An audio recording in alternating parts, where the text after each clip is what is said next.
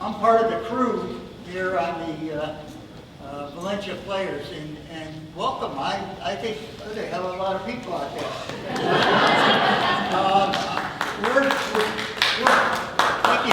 Thank you. We're happy you're here, and we hope you have some fun, because I'm on the crew and I don't mind sweeping and setting up chairs and things like that. But we've got some, hi, how are you? I didn't mean to wake you up. Anyway, but the thing is, you know, it's a great group, and this is really, if you look at it, they've been practicing, rehearsing, and they're going to do this tonight for you. No frills, that means it's wide open. You're going to enjoy it. If you don't, well, we got your money anyway. Okay? So please just sit and relax and enjoy yourself. And thank you for being here. We really appreciate it. Ed, read this. What? Read it again. Dear Ed, you are now the master of ceremonies. How can this be? Hey, you weren't at the last meeting, so we voted you in.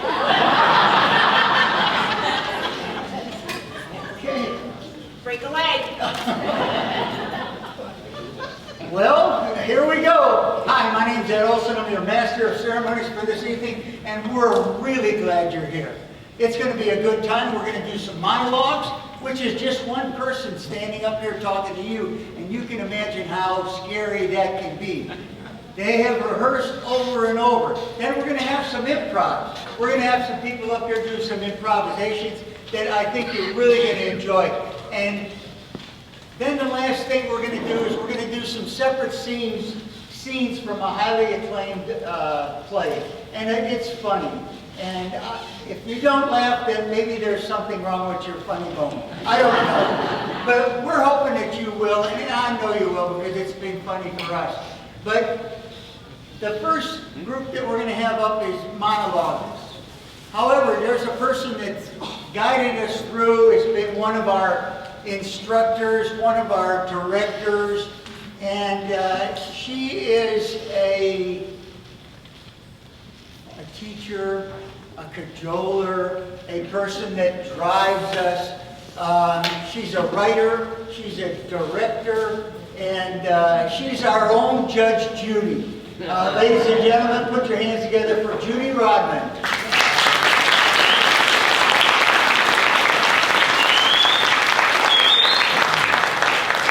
Who's ready to have a good time? Yeah! Okay, so you're going to do some laughing. An actor does more than just memorize lines. An actor has three instruments.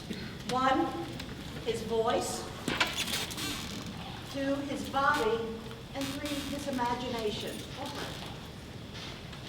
These five people that are going to be doing monologues for you, they did memorize their lines. But they also did a lot with their voices as far as variety, the volume, the rate. With their bodies, their gestures, their facial expressions, and then their imaginations, that they put themselves in the place of that character. Here come our monologues. We're going to have first.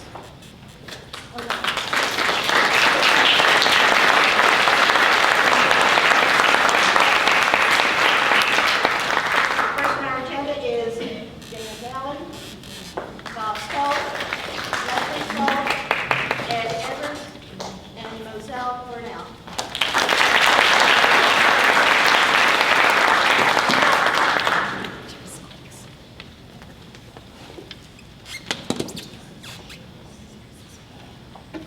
Did I hear those magic words?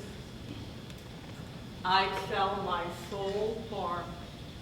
Oh, hello, Scotty. What a mess we have here.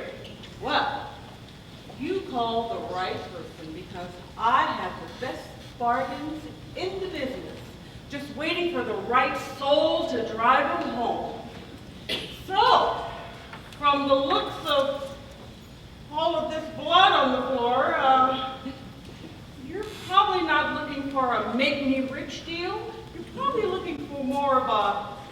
all go away. Plea bargain, right?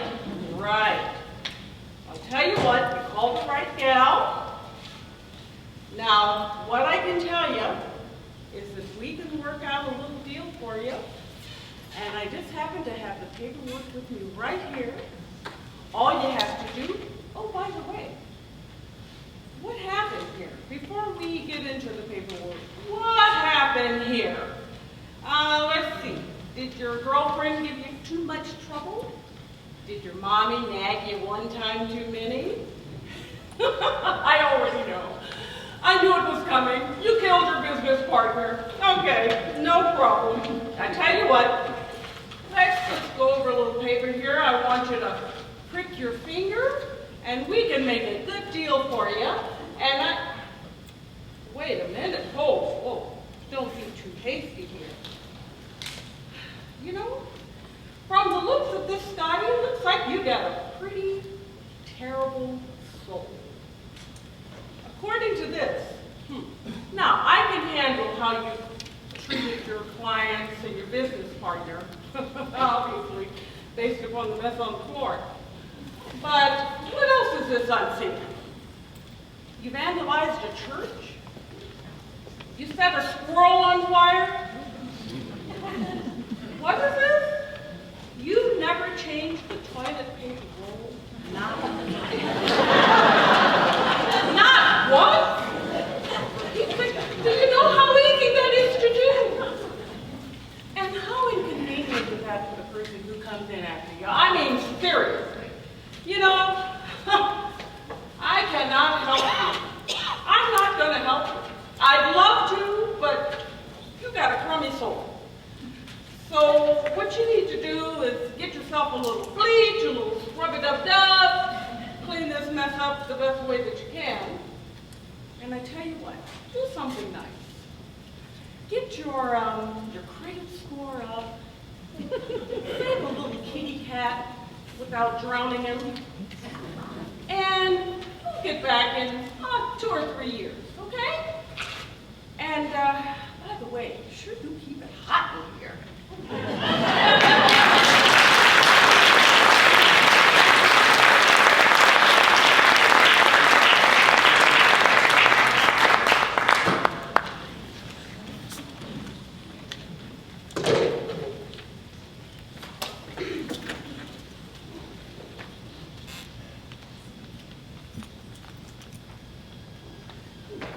Will you listen to me very, very carefully?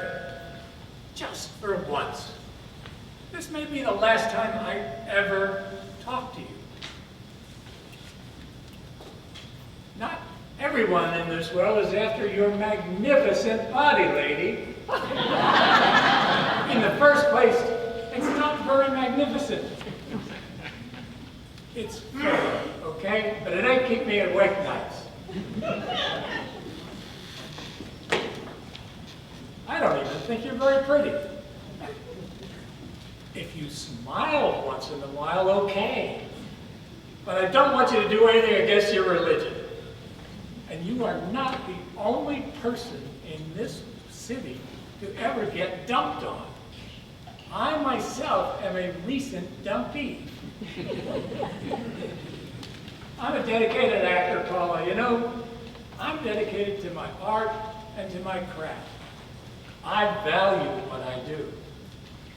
And because I'm a mentally arthritic director, I'm about to play the second greatest role in the history of English-speaking theater, like a double order of fresh California fruit salad. When I say nice, I mean nice. You know, decent, fair. I deserve it because I'm a nice, decent, and fair person.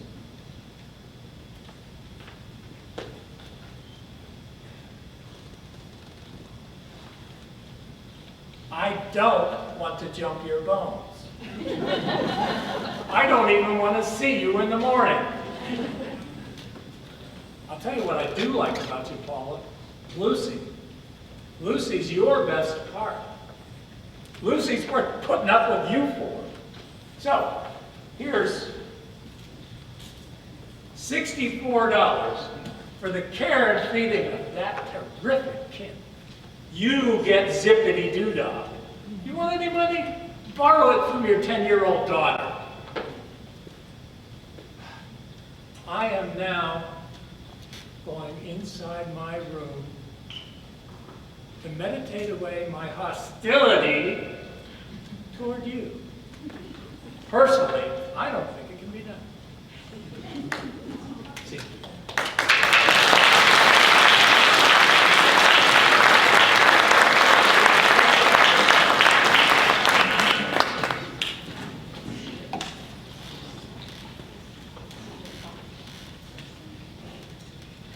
He eats like it's his last meal. I am not kidding. Have you ever seen a dog beg for food? Okay, he's like that. He begs for food, and as soon as he gets his dish, he's all in, complete tunnel vision. A bomb could go off, and he wouldn't budge. I have been telling him for years, numerous times, to slow down when he eats because one day he's going to choke. It's really ridiculous. Sometimes I just get so excited and so scared when I see him eat. Anyway, he wanted to try this new restaurant that he'd heard about, so we went. He orders this fantastic dish of fish and potatoes. Oh, it really looked fantastic. Oh, I wanted to eat it myself.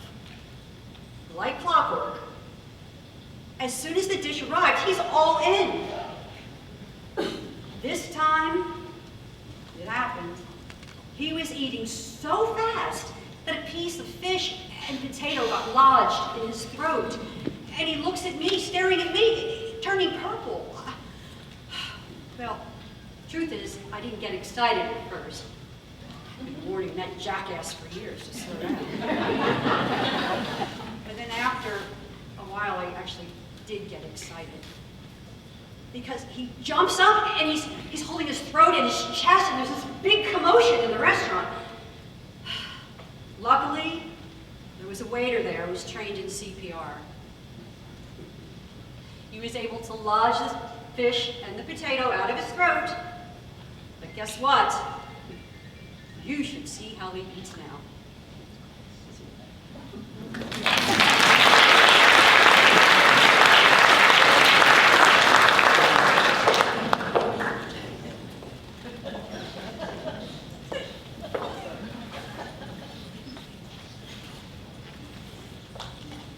My coworker is the most annoying guy in the world.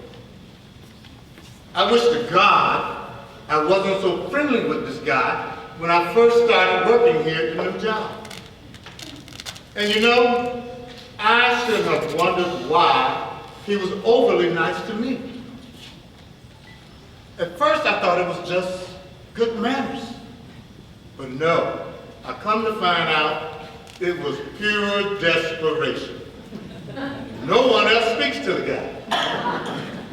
The other co-workers, they avoid him as though he's diseased, and now I'm stuck with him without a clue on how to get rid of him. Now, I don't intend to sound mean, and I probably do, but you don't understand. For example, every day I go into work, I go into the break room to prepare my first cup of joe, my first cup of coffee of the day. This is my moment, the moment I take to prepare myself to deal with my manager and all the other jerks I report to and work for. This is the quiet moment of the day for my coffee. This is the time that I muscle up all the energy and the strength I have to walk down that damn hallway to my desk. But no, here comes Andrew, for he knows I'm in the office and it's quiet. He takes this opportunity to jump right in and decide to share with me everything that has transpired in his life the night before. And trust me, it's of no importance to anyone. Every morning, here he comes. Man, you should have been with me last night. I upped my game. You'd have been proud of your boy. Oh yeah, it was good, and I swear, it takes every damn bone in my body to keep from saying, Andrew, who gives a flying? You know that. But now, I find myself getting short with the guy. You know, he comes in, I'm cutting his sentences off, and he's asking me these asinine questions, you know, the kind that people ask just to keep a conversation going, those type of questions. But this morning, in the break room, I saw Andrew, and he had the saddest puppy dog look I've ever seen on a grown man. And he walks up to me, and he says, "You're just like the rest of them now." I must admit, for a moment, I was elated that Andrew is finally getting the hint. But then, a part of me felt bad, pretty bad, because, you know, I'm really the type of guy who try to get along with his coworkers. And maybe, just maybe, Andrew is trying to do the same thing. But the guy is just over the damn top when it comes to this coworker friend thing. But he's trying. Maybe that's his way of trying. You know, I might regret this. Hey, Andrew, this is Pete. What you doing? Can you stop by? Let's talk.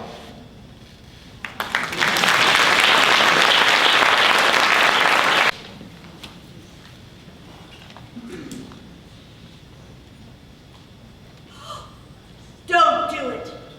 Don't open that box one more notch. Don't ask me to marry you. I can't let you do this to me. I mean, before you, I was such a bitch. Nobody actually liked me. I mean, those people I introduced you to as my friends, they're not my friends.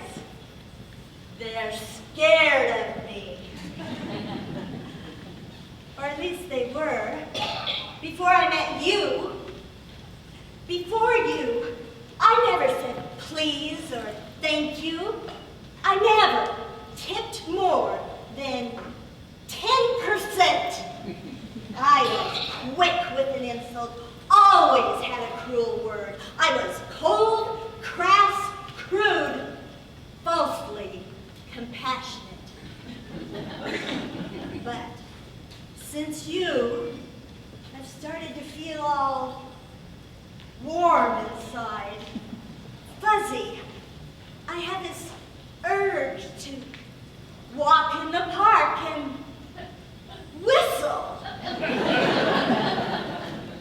I want to donate to charity and work in a soup kitchen and, ooh, hug people.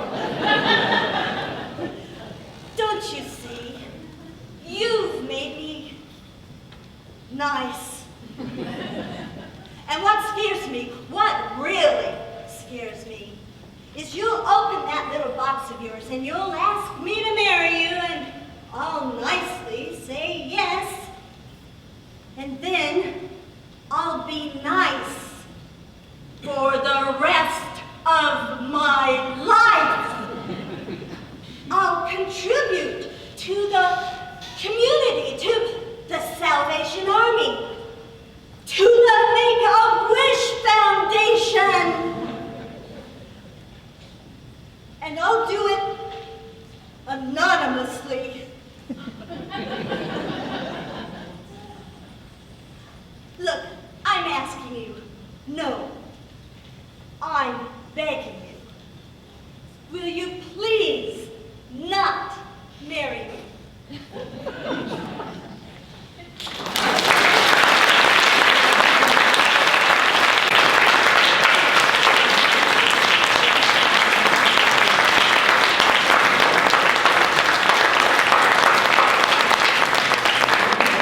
Okay, I need to know how many want to do that.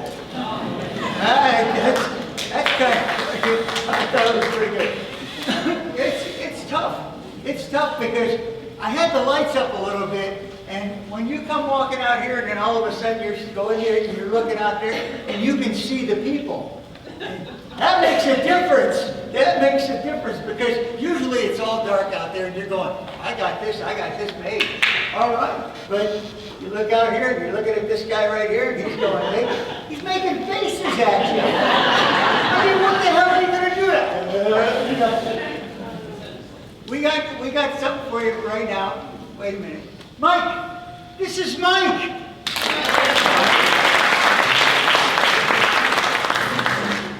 Sometimes the crew doesn't get credit, but we get credit. But it's good. But Mike's a good helper, and we just only need 3. What we've got next for you is improvisation. And how many of you remember, like, for example, Jonathan Winters? Do you remember him? Jonathan Winters could take anything and go into a spiel. Well, how many remember the movie Harvey? The big 6-foot puka? You remember that? With Jimmy Stewart. Well, we've got our own puka. And he was from Chicago area, and he's been in the comedy clubs. He's been a writer, he's been a director, but he's our own 6-foot puka. And his name is Harvey. I don't know if you know him. Harvey Shinfrin. Shinfrin. Harvey.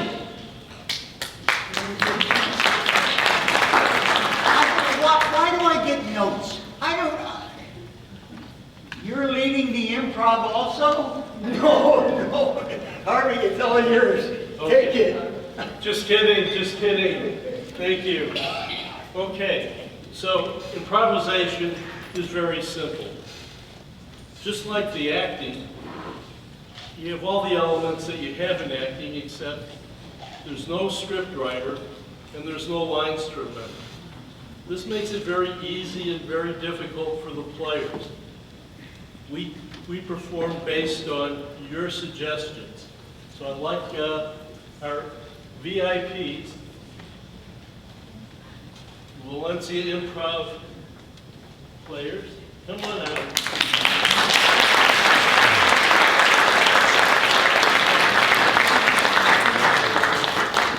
Okay, in order we have Mike, Pam, Fran, Angelina, and Roberta. And the very first thing we're going to do is what we call an emotional symphony. All right? So what I need to get from you is a different emotion for each person. Somebody shout out an emotion. Happy. Happy. Sad.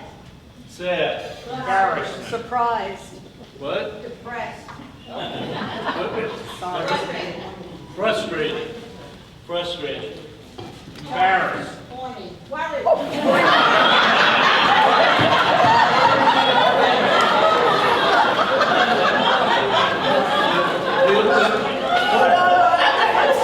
Horny might make her embarrassed.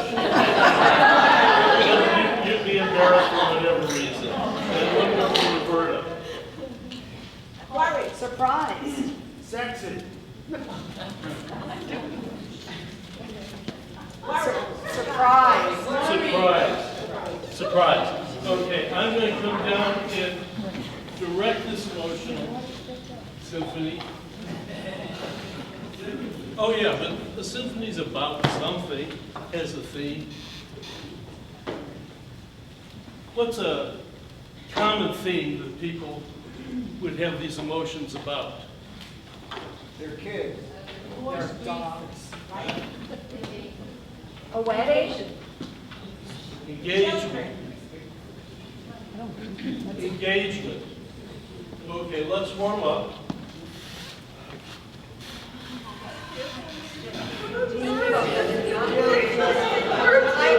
I just don't know. I'm not happy about this.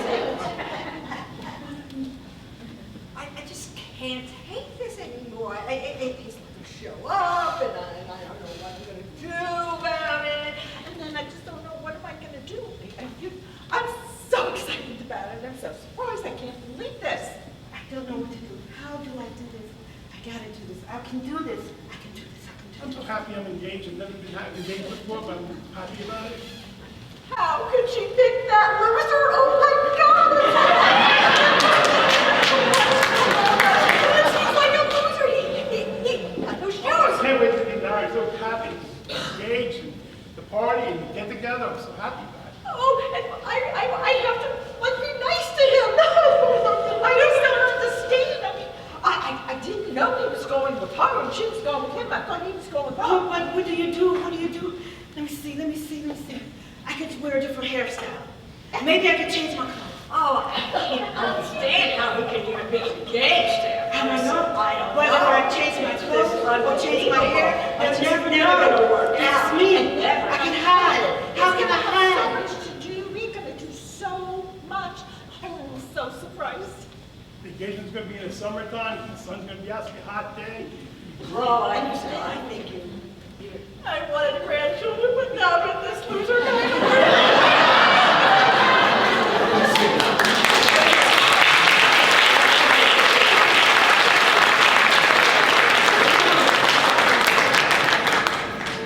Okay. Maybe see, close to the mics. The next thing we're gonna do is a soap opera. So you all know soap operas. Everybody's in conflict, everybody has a problem. What would Mike's problem be? Amnesia. Amnesia? Amnesia. Okay. Husband cheated. What? Her husband cheated on her. Coming back from the dead. Fred. Secret twin. A secret twin. A secret twin. In for Angelina. A child that doesn't really belong to her, but belongs to her brother.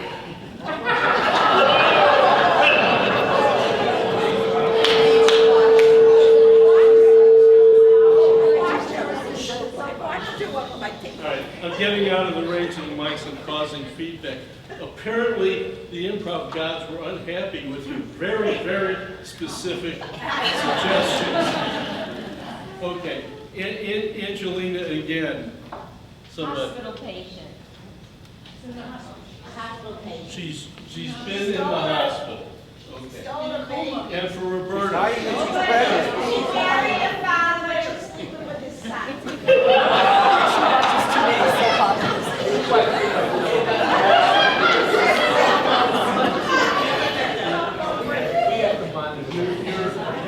You're sleeping with your stepson.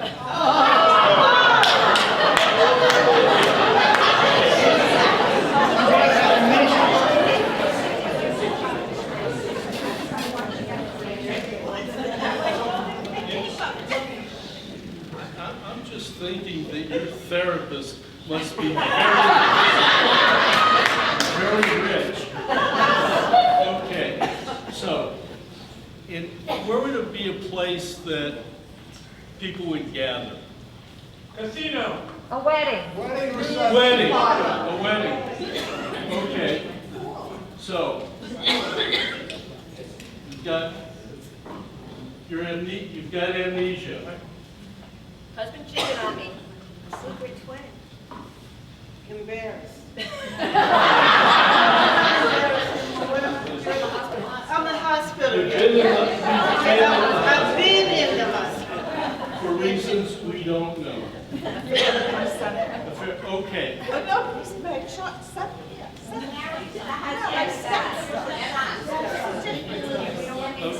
okay, Second marriage. got it. Okay, so we're going to start the scene at a wedding, and here's what we're going to do.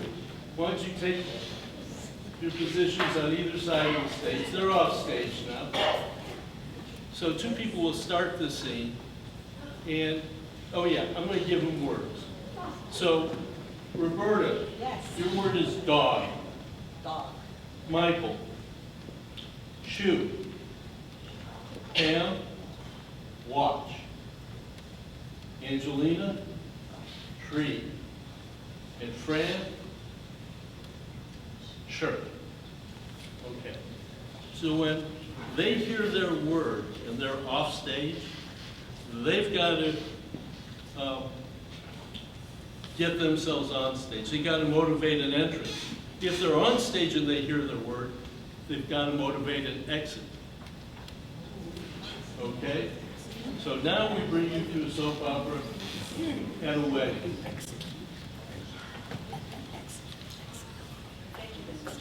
Hi! Oh, Samantha, is so happy to see you. I haven't seen you, my sister, in such a long time. You know about my other person. You know, the twin may show up and I don't want that to You don't happen. want it? Oh, I can understand. I can No. understand. We'll have to watch for him. Watch, We'll watch. We'll see if he comes or not. Roberta! Adrian! Oh my gosh! I have missed the worst time. You do know I'm here single by myself, right? Because my stinking husband just like slept with a tennis girl. I can't believe it. Like, I'm not man. What should I don't know about this? It's the dog in people. Exactly. I wanted to take my shoe and just kick him out of the house, and that is exactly what I did. Oh, I did. I did. What am I doing here?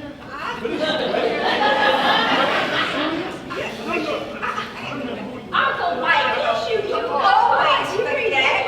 Always forget? What am I Very doing? forgetful. Very forgetful. Twin. I think I left my car by the tree in the deposit. Oh, yeah. You know, It's so good to see you. I'm so sorry to hear about your situation. Wait, Man, what can you say? They stink. You said it, I believe They it. are dogs. That's what they are. Yes, they are. And I tell you, You know, I just, I left my shirt out there. I'll be right back. Hurry back, No, hurry back. I'm telling you. Who did that? Well, it was, Maria is getting married. You know, your cousin Maria. Maria, Uncle John's daughter. Oh. Maria. Oh. She's the one that had that cute watch we used to love. Right, exactly. Oh, that watch. I gotta go. Such a beautiful watch. Okay, yeah, I love my watch as well, so I think I'll go see if I can find another one that's even better. Your son-in-law, is he here? Is he here? Oh, yeah. I said fine thing, but you know, did you see the shoes he was wearing? Sally, come to see you. He is a big boy, but I tell you what, you better watch out for him. Oh my gosh. I'm so happy to be here, and she's an ugly bride.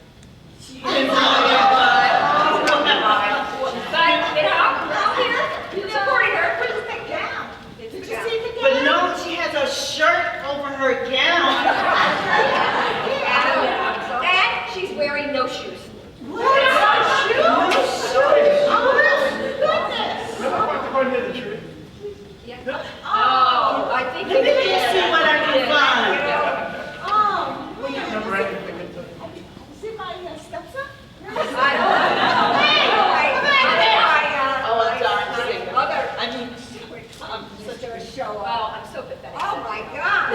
I don't know what. So we Did I that happen? gotta go find somebody, place to cry. What's your stepson's name again? I don't remember. Oh, Billy. Billy. I mean, Billy. Yeah. I remember a little bit. Now I You know what? I gotta go walk the dog. I gotta walk the dog. Let's take the amnesia and the shirt.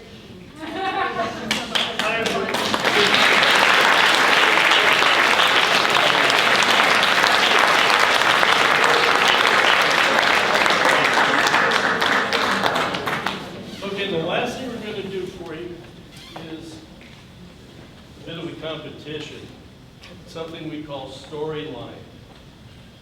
You're going to give us a title of a story that's never been written, and they're going to tell the story one word at a time. Now, what makes it competitive about that. If they hesitate or mess up, they die. And in fact, when they go out, they'll go into our special last rites area and perform their death for you. You go like, what are you talking about? How would they do that? I'll give you an example. Because before we came out, I prayed to Del Close, Viola Spolin, Paul Sills, David Shepard, and all the improv guys. And I hope I did not disappoint them in their dojo. But if they did, if I did, I am prepared.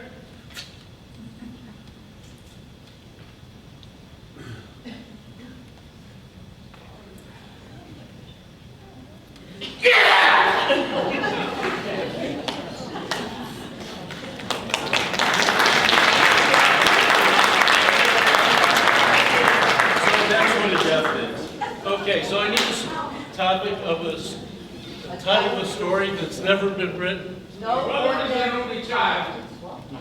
Wait, you wrote lots of stuff. You didn't write that one. Okay, we'll copyright that. No ordinary retirement. No ordinary retirement. Oh, dear.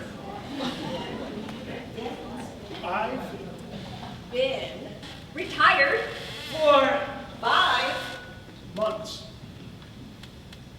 brother playing Hard every Day. but Valencia Lakes is The best tennis and soccer.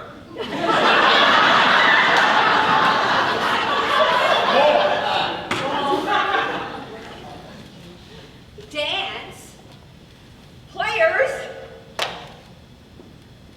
and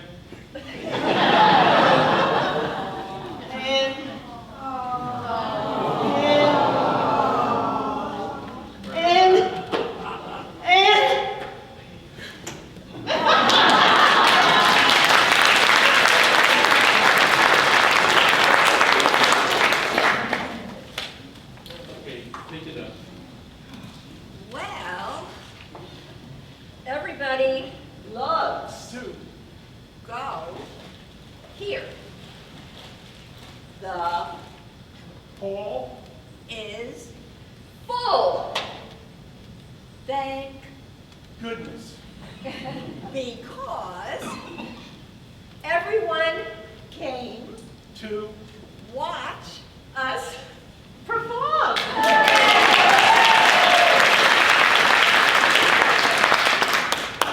now We are getting to nervous. Plus, we have too many problems.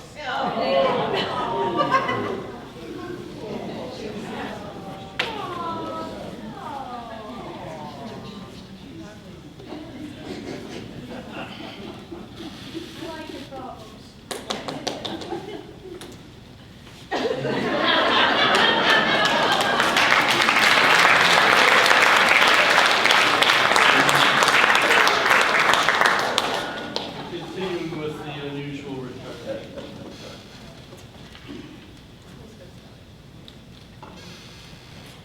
Here blossoms the wonderful, crazy people who make us laugh. Come here. to Valencia Lakes. and join Our 55 and over 2 community. Fan. No, okay.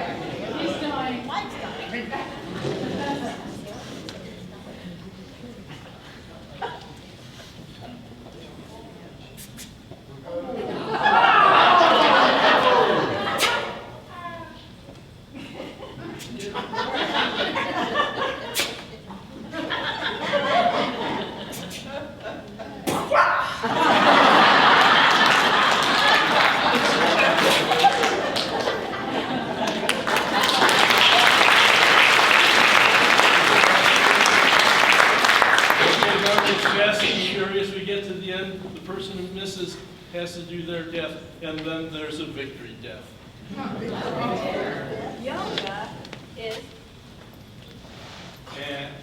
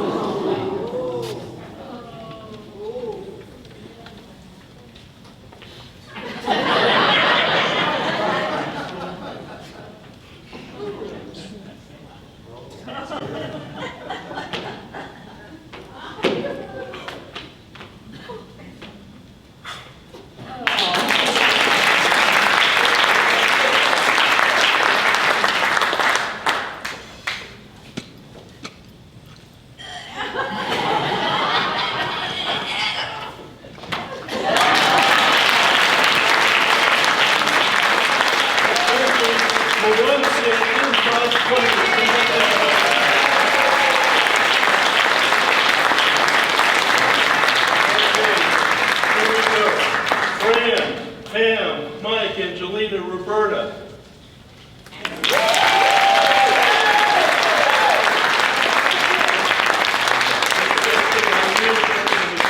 Pam at the end, no one was going to choke. Thank you. Let's give him one more hand.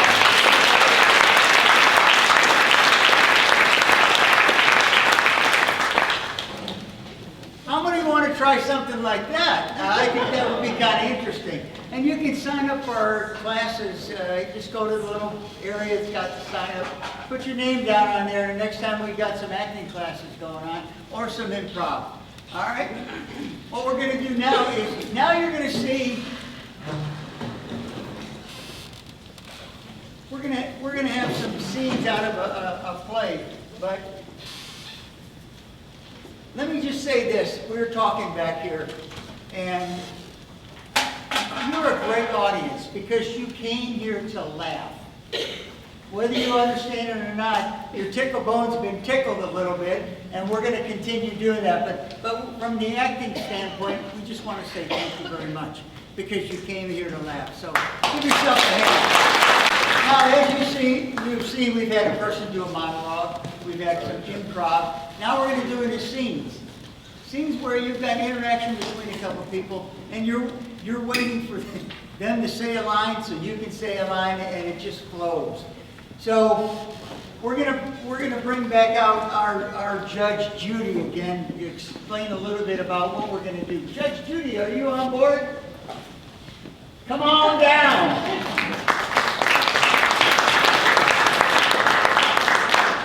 You are a wonderful audience. Whenever I direct or act from now on, I'm calling each and every one of you.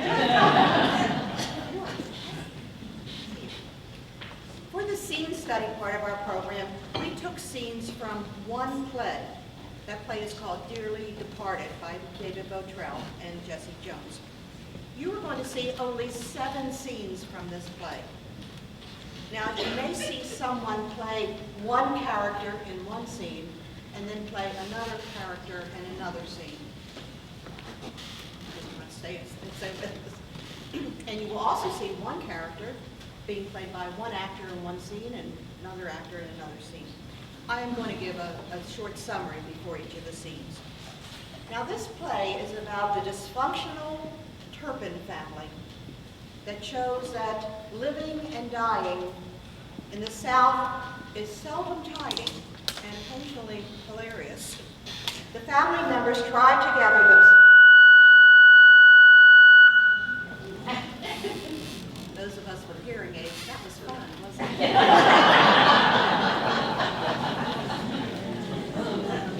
The family members try to gather themselves together for the funeral of the patriarch, Bud. But the families and neighbors' problems and personalities seem to overshadow this solemn occasion. This eccentric community of misfits just managed to pull together and help each other in their hour of need. In our first scene, the sister of the deceased, Holy Roller Aunt Marguerite, calls her do-nothing son, Royce, to tell him about his uncle's death and her need to get to see the widow, Raynell. Marguerite is played by Leslie Stahl, and Royce is played by Bob Stahl.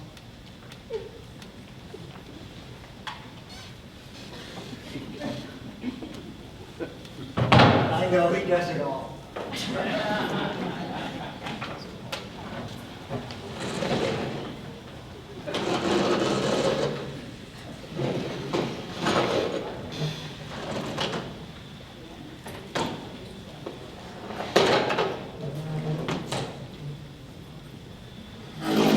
You could have been shorter.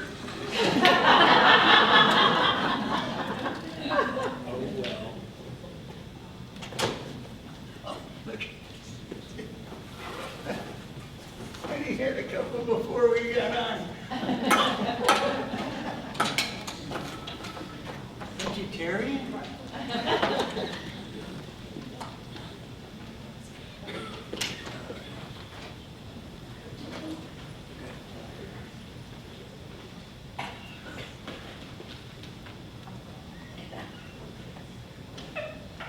Hey, it's no frills.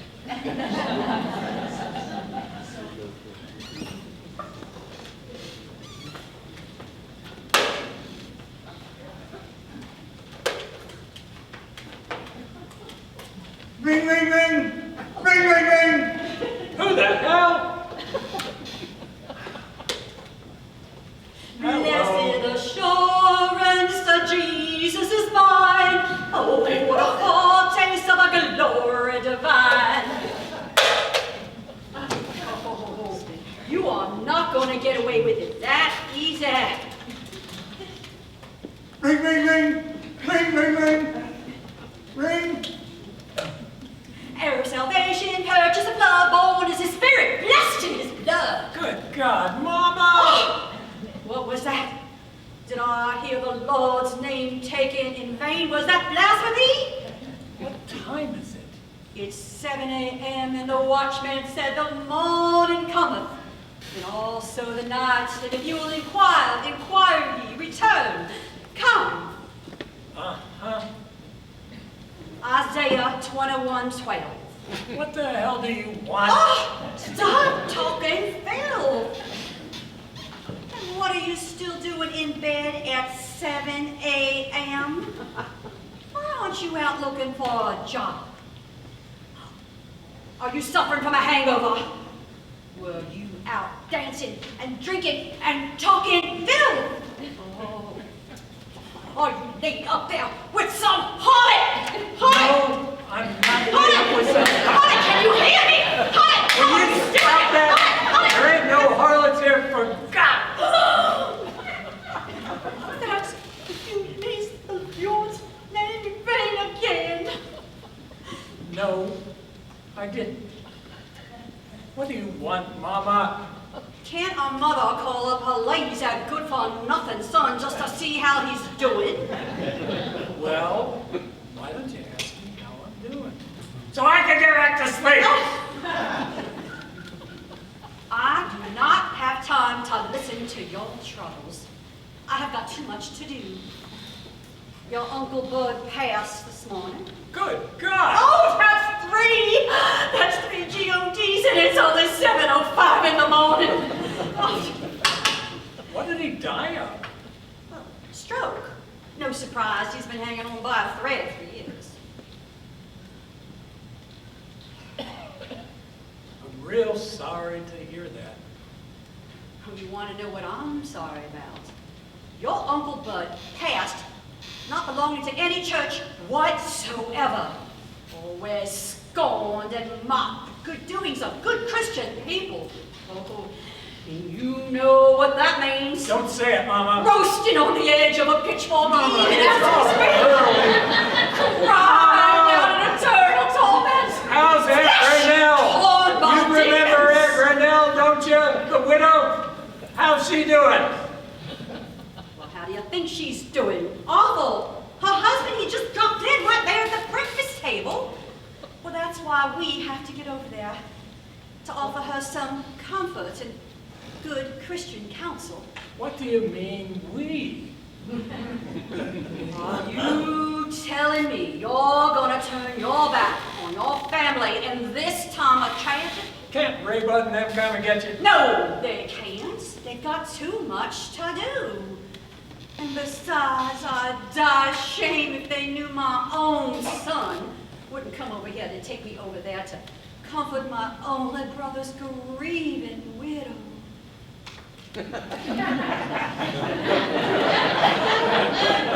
Maybe you'd like me to walk the 20 miles over to Lula and it 110 in the shade today? Oh, maybe you'd like me to drop dead of a heat stroke. What time do you want to go? What time do you think I want to go next month? Now, I want to go now. Get your lazy, worthless self out of your bed and come over and get me now. Bud is not going to keep long in this heat. Goodbye, Mama. I love you too.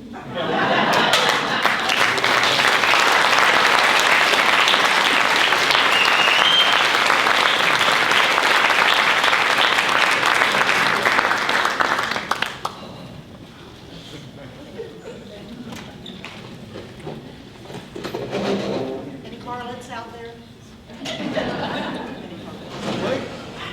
What? Continuing with funeral plans is long-suffering daughter-in-law Lucille and the first son of Ray Nell and Bud, who of course is named Ray Bud. Ray Bud is not at all happy with the planning and the costs of the funeral. Lucille and Ray Bud do not have children, as she has had 7 miscarriages, the last one happening at a Kentucky Fried Chicken restaurant. Lucille is played by Sherry Jennings, and Mike Retiglia.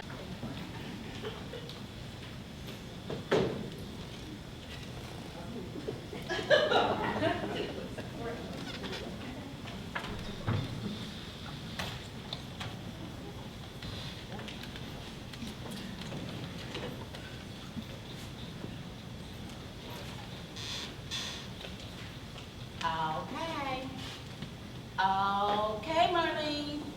Either Ray Bud or I'll be down this afternoon to pick up those brochures. You bet. Well, I sure appreciate that. Now, we're planning on having the viewing in the community room this evening about 7. And we're expecting quite a crowd. So you better tell Cecil to pull out those extra folding chairs. Ah, I didn't know there was an extra charge for that. Well, I'm sure it won't be a problem. And we're going to have quite a bit of food. So we're going to be needing those long tables y'all had out for the Crenshaw funeral. Really? Well, how much? Well, okay. Now, we're planning on having the service Friday about 11 and then head on out to the cemetery around noon. Right now, I'm assuming Ray Bud's mama and sister going to be riding in a hearse with the body, and we'll... Oh, I see. Well, I just assumed... Well, what if one of us drove it? Ray Bud's a real good driver. Oh, of course, your insurance and all. Tell them to strap on the Impala. Oh, no, honey, that was just a TV. Ray Bud, turn down that TV in there. I'm trying to make your daddy funeral arrangements in here. I'm so sorry, Marlene. Now, where were we? Yes, of course, I know Cecil's got to make a living. I'm sure he's a good driver. Listen, honey, I got to go here. Ray Bud hasn't even had his breakfast yet. I'll see you this afternoon, and we'll work on the rest of the details then. Okay. Okay.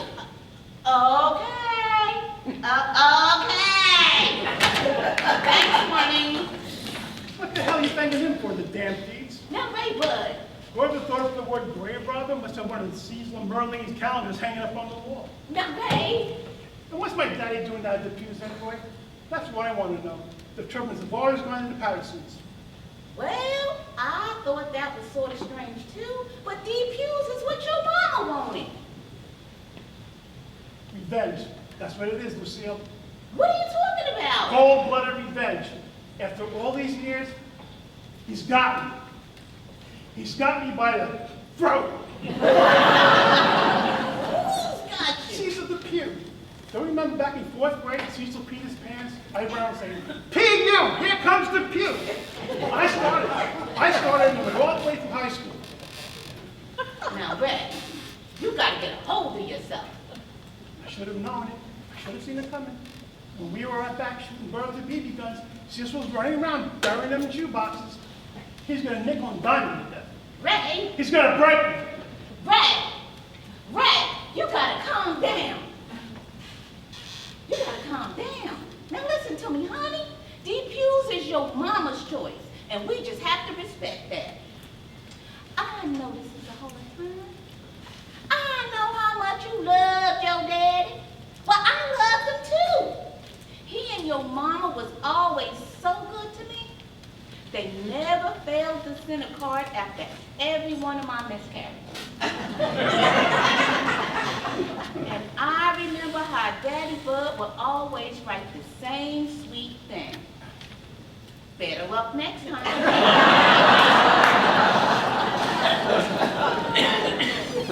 I don't know how to get through this, Lucille. I swear to God I don't. I hate funerals, and I hate everything about them. Well, Ray, we're family, and we're gonna stick together. And speaking of family, your Aunt Marguerite volunteered to spend the night with your mama. And Junior, Suzanne, and the kids, they can stay here with us. They ain't staying here with us, Lucille. Well, Ray, he's your They can brother. shack up down at the Motel 6 and have the drinking that mess over here. You know they can't afford no motel, Ray. Is that my fault? Did I put a gun to his head and make him mortgage his house and waste all that money in that pipe dream? Junior, a businessman? Junior couldn't sell lemonade in hell, Lucille. He tried so hard, Ray. Face it, Lucille, he's an idiot. I'm not having him here. I'm not having Suzanne running her mouth. And those kids, demon possessed. They're good people, Ray. Demon possessed, Lucille, mark my words. They're good people. They just had a little string of hard luck lately. Well, you know what? We're gonna talk about this tonight, because you're gonna be late. Clyde said they got 3 transmissions backed up waiting for you.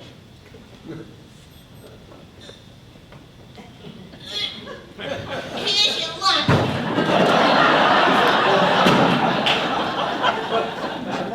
Now, Ray, we're not gonna have any problems, are we?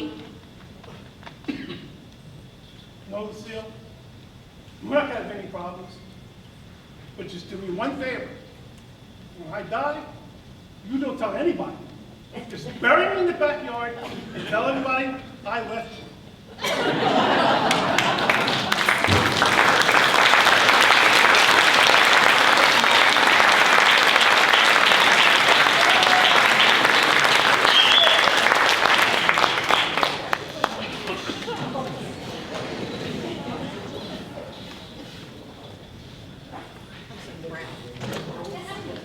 Next, we see Junior, the younger son on the brink of financial ruin, and his nagging wife, Suzanne, as they drive with their children to join in the solemn event.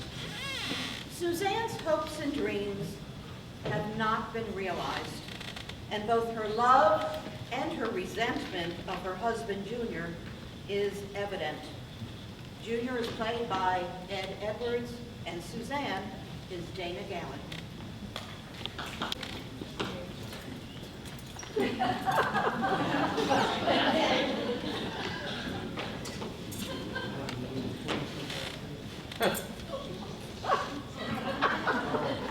How's she gonna do it? How's she gonna go on with life without that bud? That's what I want to know. How's she gonna live her life without losing her mind? Well, I still can't decide what song I want to sing for the funeral. Oh, and I know if it's going to be sad for me. But I swear I can't get up there and sing. I'm just too all broken up. And Lord knows, I'll just probably get up there and fall down in a puddle of tears. Oh, and the humility of it all is knowing that Daddy Bud up and died without seeing you do anything with your life. Maybe you can sing Jesus on the cross. No, I don't know. That don't seem sad enough. And you know it's going to be sad. We had to sell everything we own and move into some god-awful trailer park just to pay for your big dream. Maybe, just maybe, you can set that to music, Suzanne. I believe I was only being honest and telling the truth. I mean, it is going to be just misery being up there, worried about what's going on. I love Daddy Bud. I loved him like he was my own daddy. I'm the one who had to go begging to him, crawling like a snake, begging for money to buy shoes for our children. I humbled myself, Junior. You know why? It can be summed up in 2 little words. For love. Boy, you kick my feet one more time, I'm gonna come back there and snatch you into next week. I know you're hungry. I'm hungry too. You stop and get some fast food if your daddy hadn't thrown all the money away.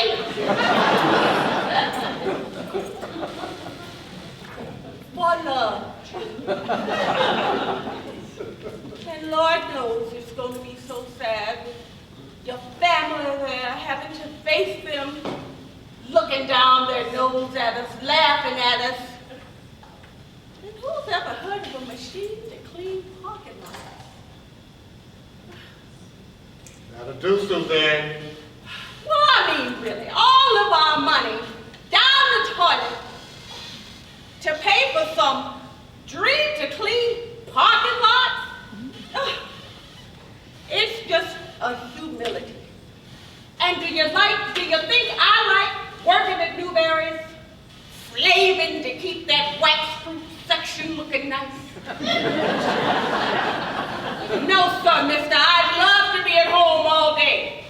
Just like my 2 not-for-good sisters watching soap operas. I'd love that. That would be good for me. I'd love to be at home, making meals for our family, sewing clothes for our beautiful children. You kick my feet one more time, but buddy, I'm not going to tell you. Next time, I'm going to have your daddy pull this car over, throw all the out on the street. And you know what happened then? You starve. That's what you'll do. You starve. Why you like that, huh? Yeah, go on and cry, you big baby. I don't care. Now, y'all know your mother loves you. She's just kidding. We'll see who's kidding. I tell you what, I could have been something. I could have been a professional. Don't miss this turn on. I just don't know how I'm going to get up there and sing. I'm too upset. I'm sure you'll do your best. Do my best. What do you know? You gotta have confidence to do your best. I had confidence. I had talent once. I was a professional. I could have been. I could have married your cousin Teddy Wayne and been the wife of a lawyer, living in a big house with a swimming pool outside. But no.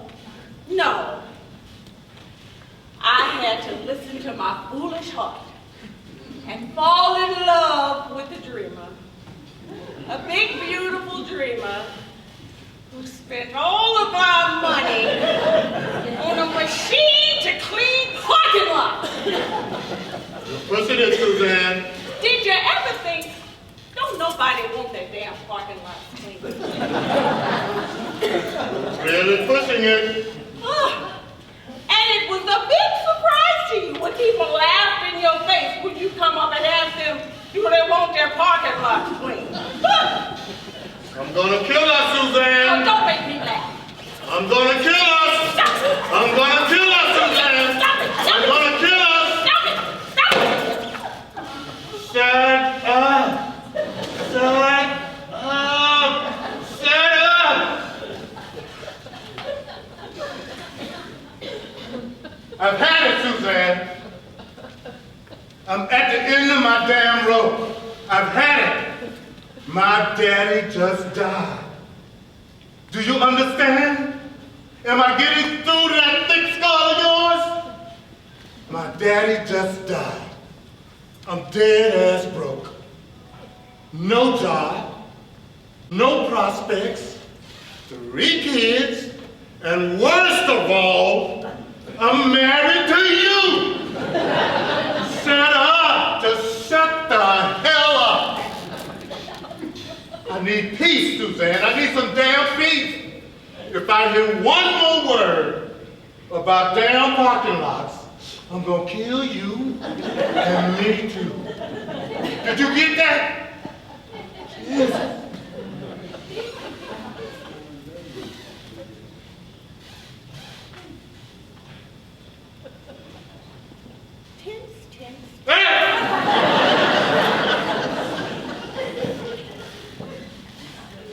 You're always so tense. Put that away.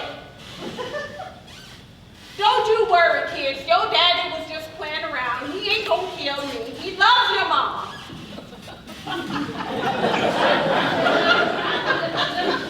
Buddy? Buddy!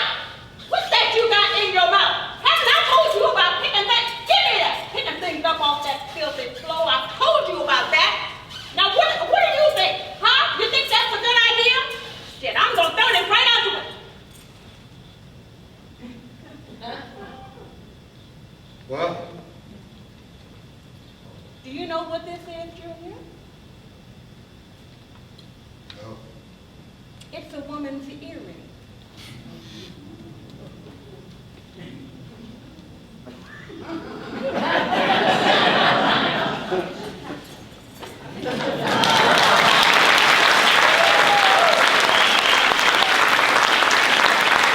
Raynell, the widow, played by Judy Donnell, discusses her life with Bud.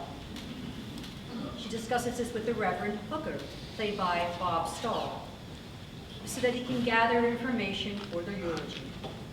Keeping them company is their daughter, Delightful, played by Judy Rodman.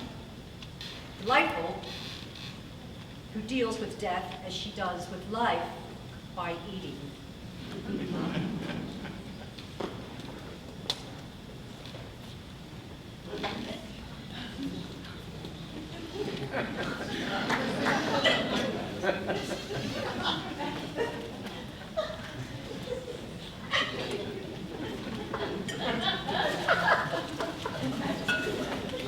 Reverend, could I get you a little more coffee?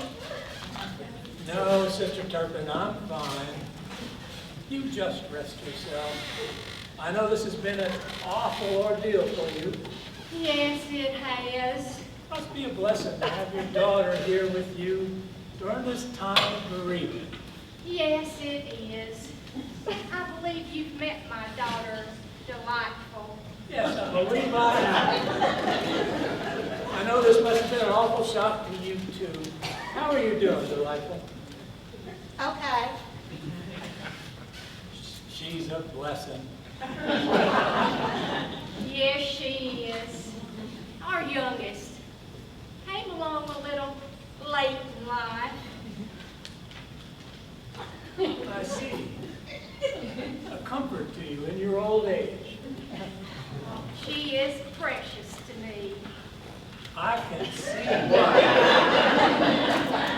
Well, sister, as you know, Brother Bud was not a regular member of the church, but I knew you'd want me to say a few words. at the service. I was hoping you might be able to give me a little something about your late husband I could be able to use in the service. Now, just in your own words, what kind of man was Brother Bud? Well, he was mean. Mean. Mean as a snake. I see. And surly. Surly. Right surly. Right surly. Yeah. And how many years were you and Brother Turpin married? 39 years. 39 years. 39 long years. Well, I see, sister. I did not know Brother Turpin. But to me, he seemed like a quiet man. A man of inner strength. A man who kept his own counsel. Was at peace with himself and the world. A man of few words. Strong sense of family and community. A good neighbor you could go to if you needed a helping hand.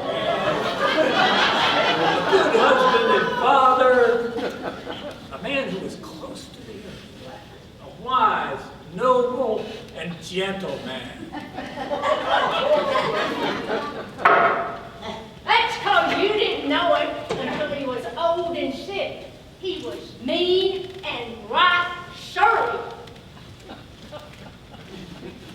Well, I've always thought it best for us to remember the happier times. sister. Far and few in between. Okay. You see, Reverend, Bud and I were both raised in the church, but we were young and drifted somewhat from shore. But then, after Ray, Bud, and Junior were born, I got interested in going back to the services. And I started going pretty regular with Bud's sister, Marguerite. And then, one night at a revival, preached by Reverend Reese Campbell, who was our pastor many years before you came, I got saved. Hallelujah. Oh, amen, amen. Yes. But then, when I went home and announced this to Bud, he just about hit the ceiling. And you have never heard such a stream of filthy language in all your life. So, I told him, your mortal soul is in grave danger, buddy boy. And you just better get yourself down there and get saved before it's too late. Well, he would have none of it. So, I said to him, if that's the way you want it, mister, I'm cutting you off. I beg your pardon. And not as much as a warm handshake for 33 years. I guess you could say we had sort of a standoff. Well, except for that one time. I see. Did Brother Turpin ever come to embrace the church? Not that I know of. Well, don't you fret, sister. We don't know what transactions the Lord makes with us all those last few moments on this earth. Well, if the Lord made a transaction with Bud, it must have been a quick one, because he was dead by the time he hit the floor. Well, we don't know that for sure, sister. Looked dead to me. Well, I believe I have all the information I need. I'll just be on my way. I'm sure you've got family coming and all. Brother Bud resting down at Patterson's? No, we got him down at Deepu's. A little cheaper there.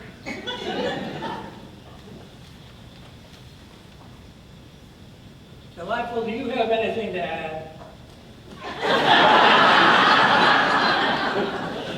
Well, I guess that just about does it, Reverend.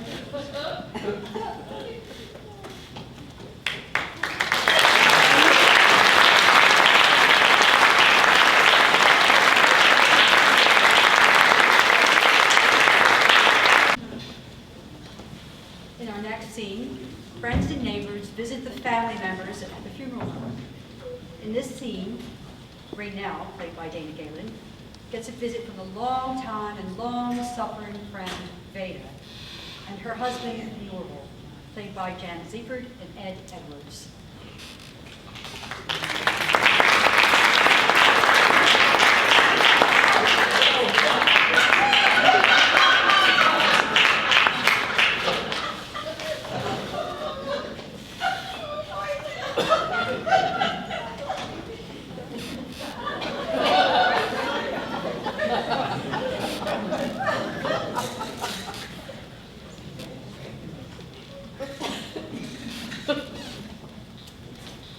Well, we're sure sorry to hear about Bud.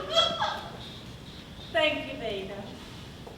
Well, Noble's looking a lot better since the last time I saw him. Yeah. Yes, he has his good days and his bad days, ain't that right, Norval? What did he say? I believe he said the corn eats many miles. That's good, Norval. Good, Norval. That's good, that's good. Every once in a while, Norval takes a little walk through the garden, if you know what I mean. That's good. Yes, yes. So, Veda, it's been so long since I've seen you. How have you been? Oh, not so bad, I guess. I still manage to get to services on Sunday. And of course, we go into Timpson every Wednesday for Norval's dialysis and to get his prescriptions filled. The doctor's got him on this new liver pill that seems to be working out a lot better. Ain't that right, Norval? Norval? Norval! What? I thought we lost him there for a minute. I've got to remember to get them batteries changed on his pacemaker. Since we had his gallbladder out and his bypass done, I've seen a real improvement. And next month, we're getting rid of that prostate, aren't we?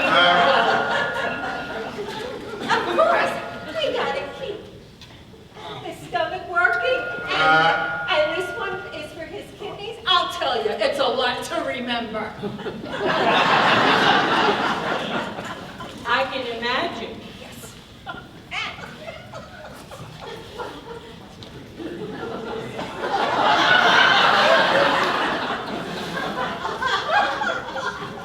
And of course, Verna Swindle comes in twice a week to help me with his bath and all. And she'll sit with him if I have to go into town. You get anything, Nora?